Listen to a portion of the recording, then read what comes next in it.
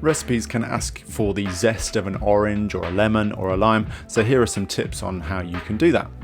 The first thing, and this is kind of going back a step a little bit, but make sure if the recipe is asking for the juice of whatever that is, that you zest before you juice, otherwise it's really hard to hold on to what you need to zest. The next thing is we use a fine grater, not a big cheese grater like this, but a fine grater. So sometimes it'll be on the side of your cheese grater, or you might even have a dedicated one like this one.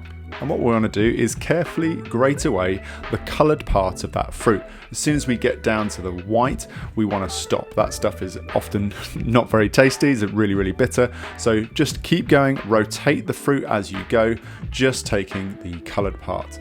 And then you should collect all here, give your grater a little bit of a knock, because there'll be some bits caught in it, and that is your zest. Enjoy.